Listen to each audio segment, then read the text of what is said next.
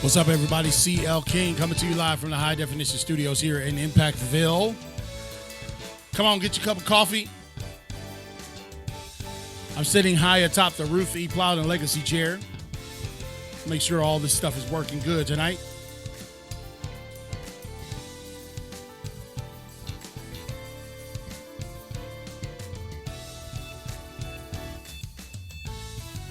We're going to talk a little bit about, well, I had a guest tonight, and they had a scheduling conflict. So I asked my daughter, that's funny, just consult with your kids and see what you should do in life. I said, what should we do? What should we have as a topic tonight on the show? And my daughter said, Asbury. I said, really? What's up, VP? My man, the great, the legendary VP. I said, okay, well, I'll do it.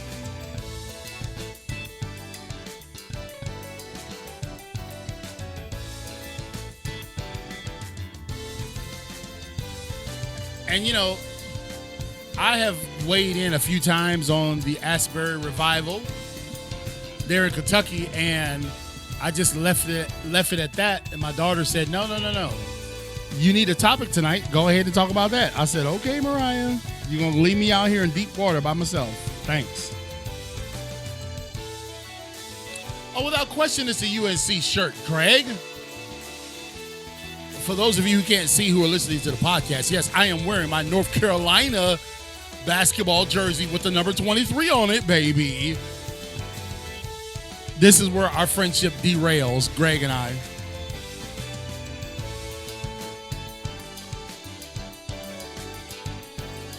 I got to take a bite of this sausage, y'all. It's so good.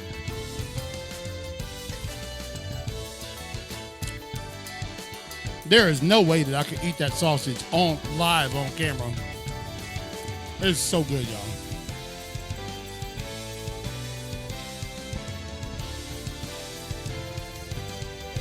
Man, y'all ready for this discussion tonight?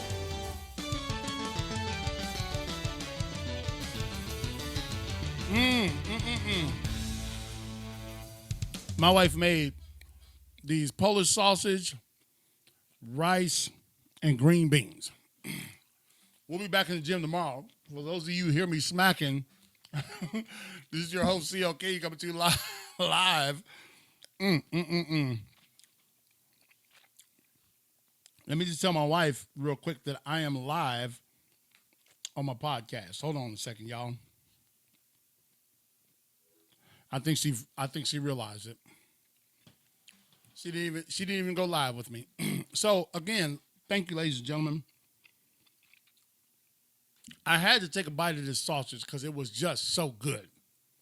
And Charity made a slamming meal tonight. We did not get to the gym, but we are getting to the gym tomorrow. And I'm finding that the more we go, the easier it is to go. Now, this shirt used to be really tight when I first bought it. It's loosening up. So, pleased with that. Not really tracking the pounds at this point because I'm lifting weights. So, that's adding a little more muscle with a little more mass. And I'm not being so restrictive on my diet. I'm just putting in the work, y'all. Okay? So, tonight, I had a guest. Her name is Niecy Jordan. She is my cousin from Lorain, Ohio. She's got the book Behind Closed Doors. She's got the children's book, Good Touch, Bad Touch. And she also has the book, the journal, Behind Closed Doors, the journal. But she's also a grandma.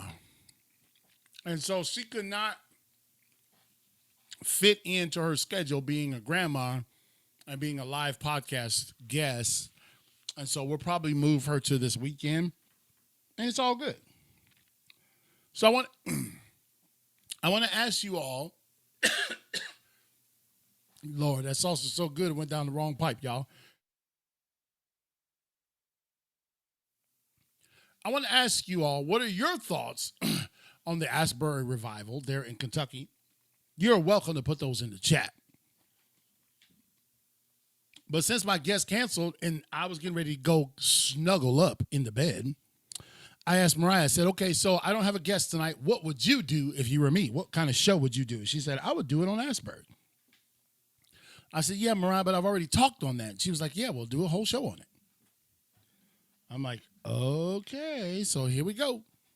So for those of you who don't know, there is a university in Kentucky called Asbury University. Okay, it's not Ashbury, for those of you spelling it wrong.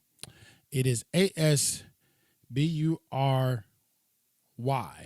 And you can just type it into your Google search engine and type in Asbury Revival 2023. And what has happened is some young people at the Asbury Christian College were having their normal chapel, and they decided that they wanted to go longer than their chapel. They wanted to pray longer.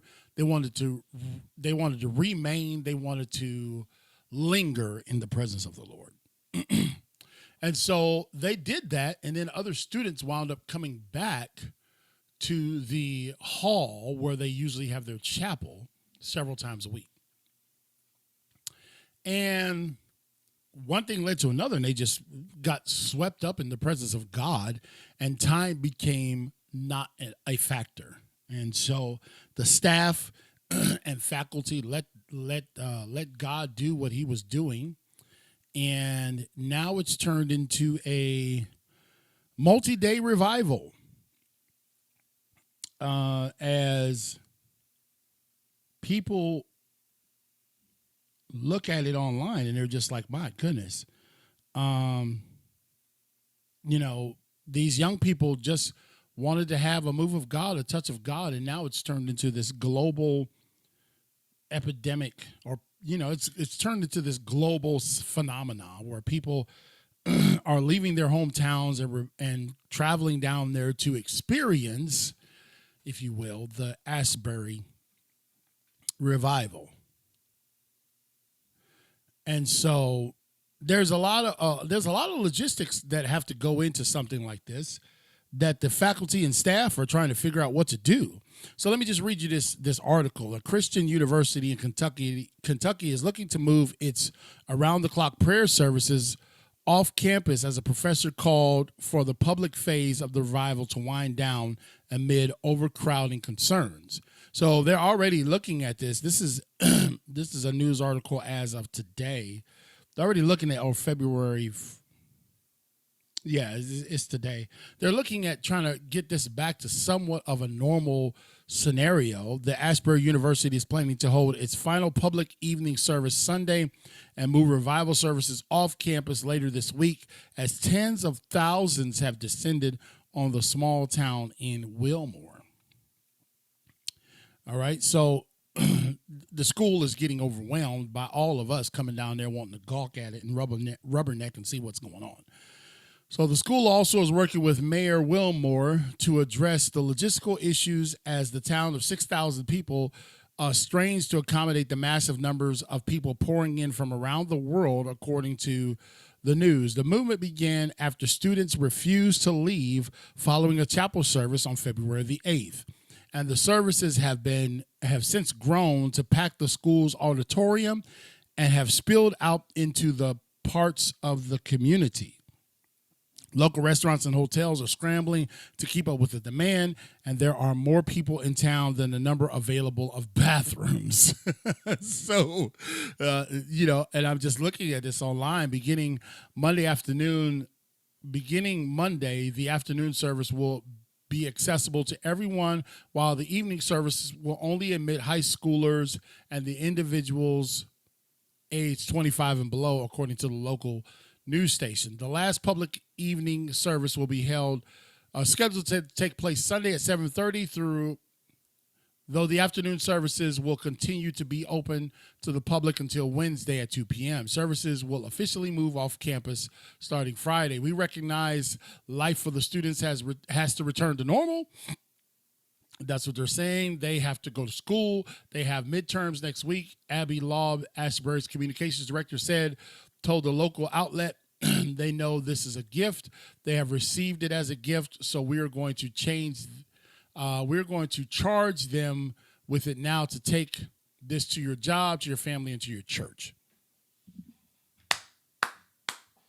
And I couldn't say amen even louder than that, because here's my take. The title of our podcast tonight is, why is everyone fixated on the Asbury Revival, the Asbury service? And here's what I want you to understand, that I've done some statistical analyses, and you guys can go back to several shows ago where I talked about why are young people leaving the church? Why are Generation Z and the millennials, why are they exiting the church? Well, we found that when we did a little more of a study, Greg, it wasn't that the millennials were leaving the church. What we found is that, or leaving God, we found that millennials were leaving organized religion.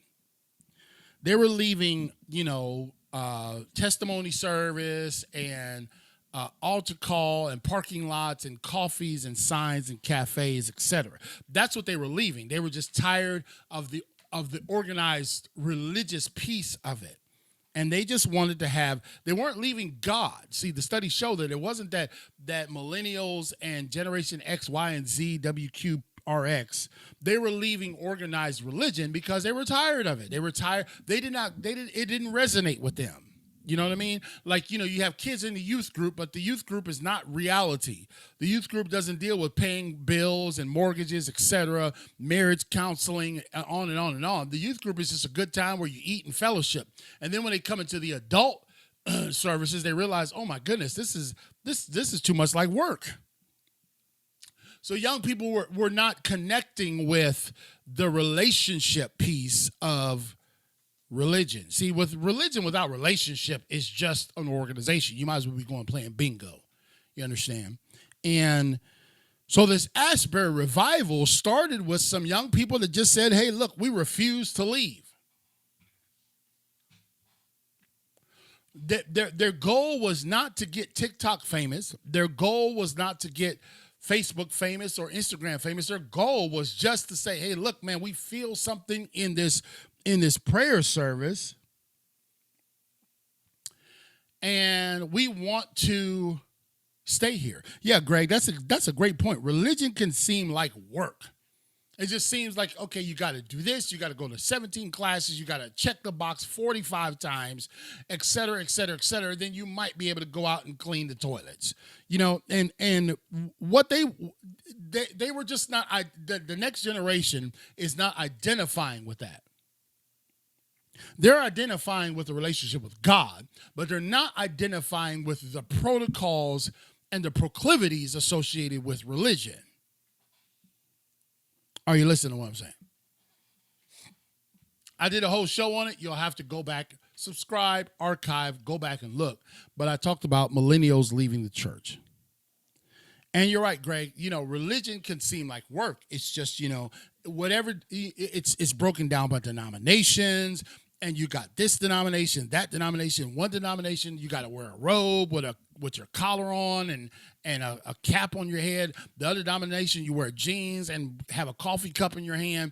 And there's so many different swings in this thing called religious denominations that young people was like, you know what, we're done with y'all. We're done with, okay, one group shouting with big old 19-inch diameter hats and Bibles and stilettos.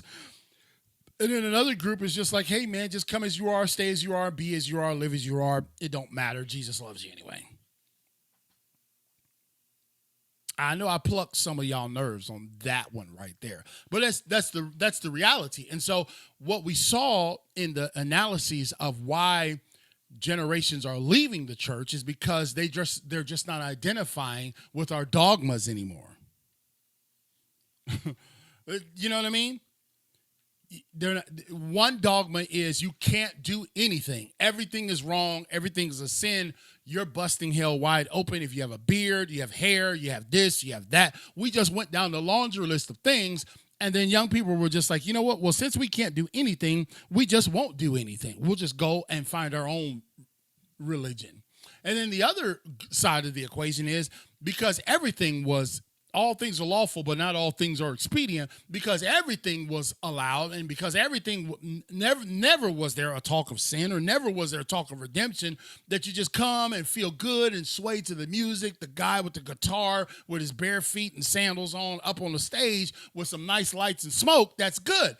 That is not what they identified with either. I wish Walter Jones would listen to that part right there, because I'm teaching. And so when we look at this Asbury revival, this Asbury phenomenon, this Asbury service, which really is a private service for these young people at that college, we're all fixated. I mean, I got friends, minister friends, pastors, preachers, teachers, evangelists, prophets, philosophers. They're all packing up and suiting up and going to Kentucky. And I guess if I was going to challenge you to think, I don't feel that you have to go to Asbury to get the revival that you're looking for in your church or in your community. Why don't you just replicate what they did? It was a unique thing when Jacob said, I won't let go until you bless me.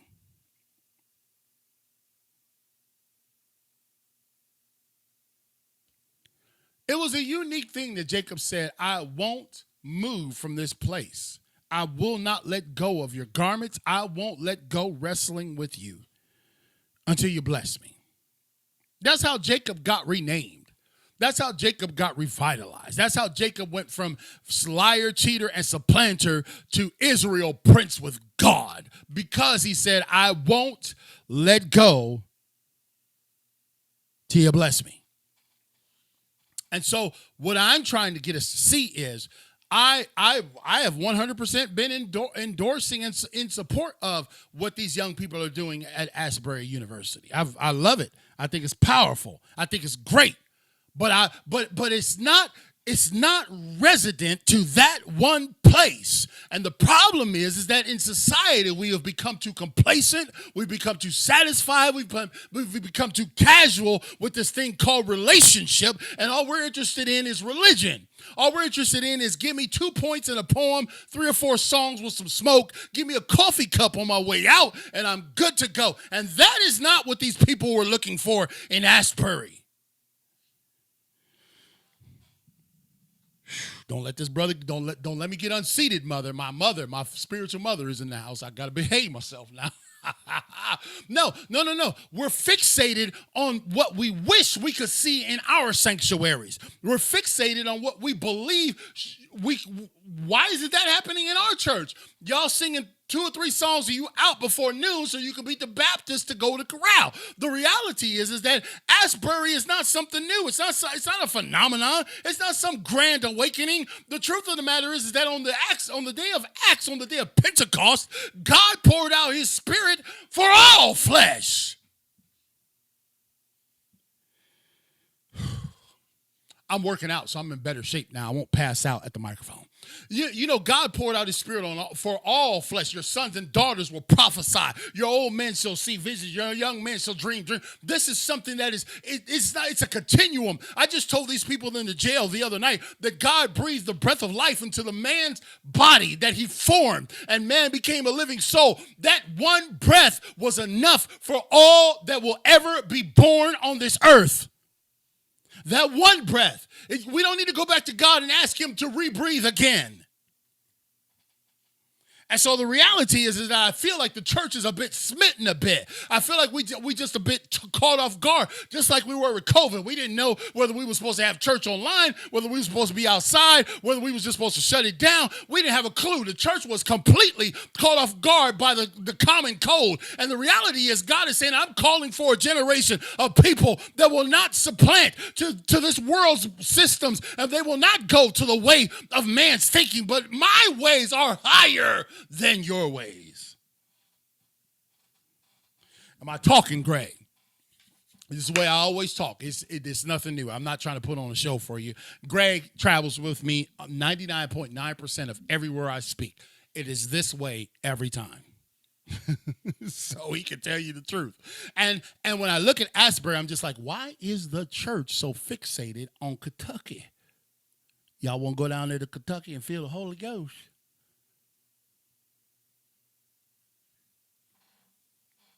That's right, Ron. Can't wait to see you in a few weeks, my brother. My good mentor. This guy mentored me when I was a homeless foster kid, Ron Cordy. He said, it doesn't happen in other places because people don't want to work for it. Just come to church and expect to be blessed. Here I am, Lord. Send me. Ron and his wife, Cindy, took me in, man, in ministry. I don't know if they knew I was a foster kid. I don't recall giving them my resume. But these people, 35 years later, I love these people as if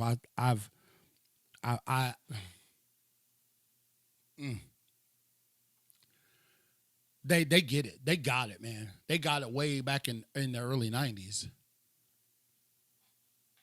That it's not a phenomenon. It's a life. It's a lifestyle. And so when I talk to you about what are we fixated on Asbury for, I just want you to hear this brother, okay? If I was to describe my ministry, it's like a John the Baptist, Paul evangelist, because sometimes I make people bulldog mad. Some folks just get twisted with me because it's like, how dare you? Who do you think you are? You know, I don't know. I was forged in a crucible of adversity. I was forged. God brought me in this thing. It wasn't nice and pleasant with teacups and saucers. It was hard. It was rough. I love you too, Ron. And so when we think about what is it? What's the next step? God may be using Asbury's to say, hey, look, if you want a fire, go gather some kindling out of your neighborhood. See, we trying to go get fire from somebody else's forest. Preach with me now. We're trying to go get some kindling from somebody else's forest, and we're trying to make a fire 300, 400, 500, 600 miles away. Listen, go get the kindling in your own neighborhood and start rubbing. You got to touch it. You got to move it. There's got to be friction. There's got to be resistance. There's got to be fire that happens in your own neighborhood to get the fire that you're seeing in Asbury. Jesus, have mercy. And unless you want to go, unless you, like Ron said, unless you want to go do the work and chop down some trees and slice some bark off and take your axe and chop some wood and get some kindling, unless you want to get to the dry stuff, unless you want to go where the dry bones are, you're going to continue to just have the same old. And you're going to look back and say, oh, Asbury is such an, and I'm not diminishing it. I believe it's the power of God. I believe the young people are tired. They're vomiting with our religious protocols, and they're saying, man, enough of this. We'll just stay on the altar till God does what he wants to do. Right? And that's great. But here's what I'm telling you. We got to go and get the axe in our hand. And we got to say, let me go find some kindling in my own area. You know, Brother Ron, Elder Ron, Bishop Ron, my friend, every church that I've been a part of that we started a children's ministry in, we use the exact same concept that you and I used with Pastor Tina way back in the early 90s. It was go to them and set the fire in their neighborhoods, then bring them back to the house of God. We did it every single time. The first church I was at in Newport, North Carolina, they had a handful of kids, and we said, we're going with Belinda Leonard, my spiritual mother. We went and went into the projects, and she was packing kids in the back of her dually truck, bringing them to the house of God. Then the second church I was with there in Jacksonville, we got there was 25 kids on any given service. We said, let's go to where the rubber meets the road. Let's go to where nobody else wants to go. We had vans running 3 and 4 times a Wednesday night. Like, we had 3 vans, and we was running them 2 and 3 times a night to pick up all the kids.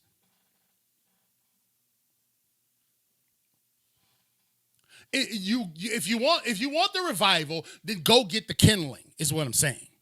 If you want the revival, the kindling is there.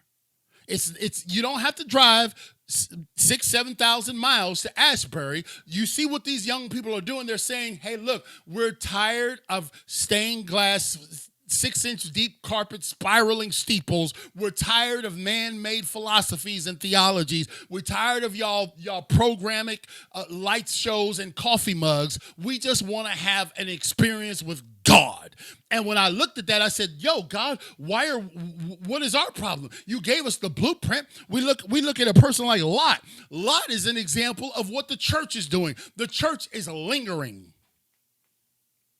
You know, why did Lot's wife turn into a pillar of salt? It wasn't because she was such an evil, wretched woman. It was because the spirit of lingering was up in her household. And the man who was the head of the house was a lingerer. Lot was a lingerer. You know, he offered his daughters to the men of the city, which is an example of, hey, man, I'll do anything to protect my reputation. When God said, you need to get out of this city, the Bible says, and while he lingered. If I'm told that this place is about to catch on fire, let me tell you something. I ain't lingering. I ain't getting my bags. I'm not even bringing my North Carolina jersey. I'm punching out, yo. But no, Lot lingered. And so as the angels forced him out of the city, his wife had the same spirit that she had been under subjection to her husband. It was called the lingering spirit. And when she looked back, it was because her husband was a lingerer. Lot should have turned into a pillar of salt, not her. And the reality is that we got that lingering spirit. Let's just hang out and see what God's gonna do. You know, we come say, come saw. And God said, you got to go. You got to go. You got to leave. You got to get out of your comfort zone. You got to traverse beyond the borders of where you are. And what I want to say to you tonight, ladies and gentlemen, on Impacted Life 24/7, sometimes King just gets a little buck wild. I want to tell you that what's happening in Asbury should be happening everywhere, because God breathed one time into mankind and man became a living soul. We don't have to go back to him and say, Lord, breathe on me again. Breathe on me. Breathe on. Man, that song is so tired. We don't need God to breathe on us again. He breathed in us the breath of life. He didn't breathe on us the breath of religion, denomination. He didn't breathe on us the breath of destruction or depression. He breathed on us the breath of life. And if he did it one time for all mankind. God said, I know how many people will be born until I decide to go back and catch all these folks up. He said, I know exactly how much breath I need for every child that will be born and die and have siblings and offspring. I know exactly how many I will create in that time frame. And this one breath will sustain everybody from birth till death, until there is no more, till the earth, till the angel stands on one foot on the shore and one foot on the sea. It says, time will be no more. I breathed enough into them. So all we need to do is go get some kindling. If you want the fire in your community, go get some kindling. Is that right, Greg? There's kindling out there. Greg and I see it every day. He and I were just in a parade. We're going through some challenging neighborhoods. There's kindling. He and I see it where we'll be next Monday speaking in a school for Black History Month. There's kindling. A week after that, we'll be in Grantsboro. Beautiful folks there at Motion Church. There's kindling. A week after that, Ron, I'll be traveling up to Ohio to speak at Church on the North Coast, Lorraine High, the Boys and Girls Club, and other places. There's kindling. I don't have to put these people on a bus to give them some shock and awe about what's going on.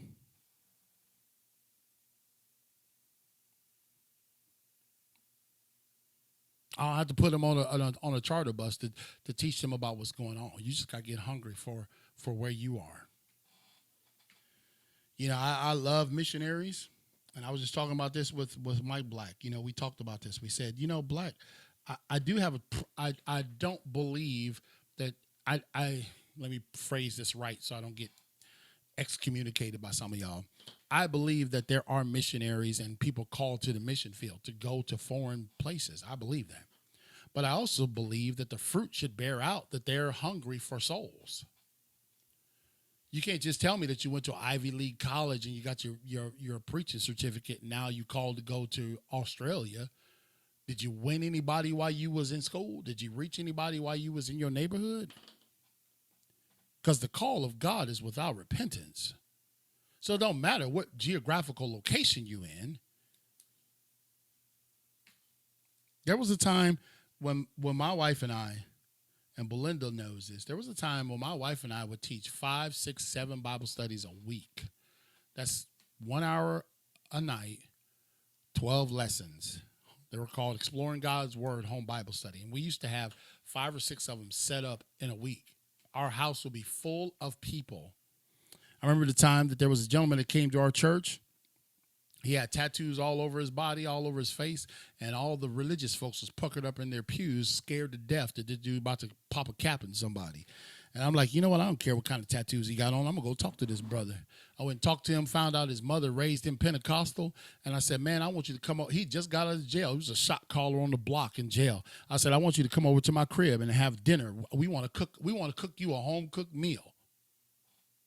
That's what people taught me. That's what Ron Cordy and Belinda Linder and Louis Cayeton and Tina Cayeton taught me to do. They said, man, look, go after them.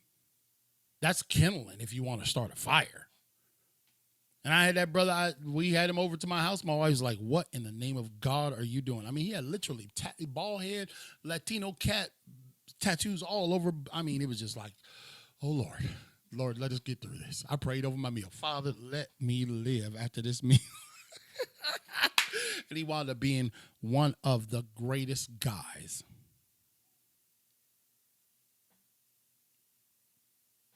He wound up being one of the greatest guys. Sought me out when he left the town to see where I was at when I left the town.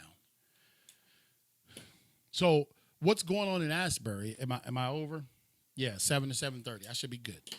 What's going on in Asbury is phenomenal. I love it. But I feel like we gotta get our own kindling, man. If my people who are called by my name shall humble themselves and pray, and turn from their wicked ways. I mean, like he said, he didn't say if what region you was in. He just said if my people. Then will they hear from heaven? I'll heal their land. I'll do all these things for them. So if you want revival in your church, maybe save your money instead of going to Asbury. And just saying, hey, man, it happened to a bunch of unassuming young people in a college town of 5,000. Why can't it happen here? If it's in Asbury, why not here? Why not in Jacksonville? Why not in Lorraine? Why not in Newport? Why not in Fresno? Why not in Illinois? Why not? If it's in one place, it can be in any place. And I do believe that God is the answer for all things. No, I don't believe that all things are easy. But I do believe that God is the answer for them all. Okay? So, Greg, you and I will be together again tomorrow night. We have a guest. Let's see who our guest is tomorrow night here live at Impacting Life 24/7. We do this at Angie Grant. She's going to be our guest. And Angie Grant is where's she coming from? And what does she do? Oh, she's talking about, I imagine that many of your listeners either are or know adoptive parents. And I know these parents are likely raising children who are difficult to connect with. Okay, so she's going to talk about being an adoptive parent of a child that is hard to deal with. And what resonated with me with her is that she chose to adopt this child that is presenting some special needs, and started out in foster parenting. And as you know, foster parenting is very close to my heart because Ruthie Plowden decided to call me and say, I want Chris King in my house. And so I'm thankful that somebody caring enough that had a burden enough to take me in. Okay, so tomorrow night, be back here at Impacting Life 24/7. We'll be discussing that. I hope that I wasn't too offensive, but by nature, I am like a John the Baptist Paul preacher. So that's just what I am. And when we start talking about the things of God, I just black out. So anyway, God bless you guys. And thank you for tuning in to Impacting Life 24/7. If you'd like to become a sponsor of this show Greg, can you believe we're almost at 300 episodes, bro? Can you believe that? Can you believe it? We're almost at 300 episodes. And for those of you who don't know who Greg is the VP of Impacting Life 24/7. He is my right-hand man, my very best friend. If you look over my shoulder, y'all, let me see here. Let me do it this way. Right there. Look at that. For those of you who can see in the studio, this is the birthday present that Greg got me.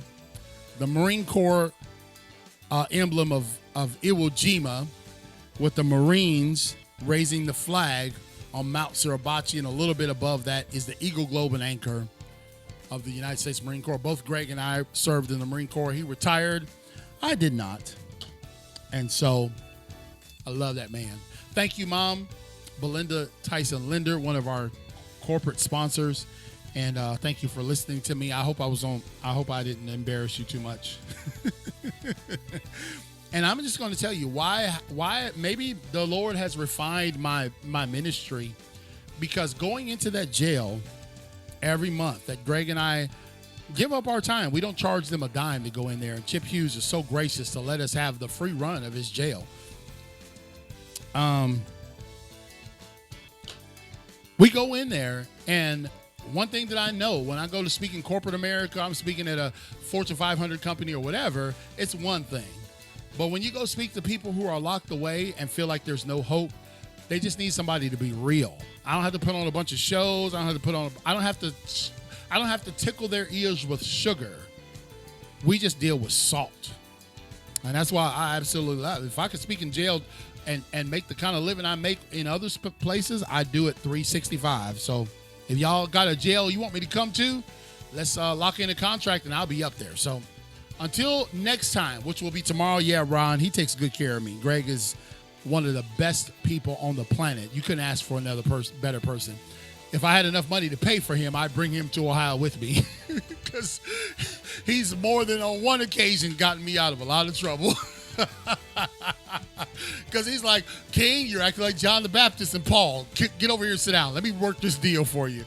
So anyway, the Gunny is always on deck. Love the Gunny. I love you. Thank you all for tuning in to Impacting Life 24/7. If you'd like to become a sponsor, go to clkingspeaker.com. There's 3 levels: $1, $5, and $15. That's it. If you want to help this programming continue, go there and become a sponsor. Until next time, ladies and gentlemen, we'll see you tomorrow night on Impacting Life 24/7 with your host, CL King. God bless you.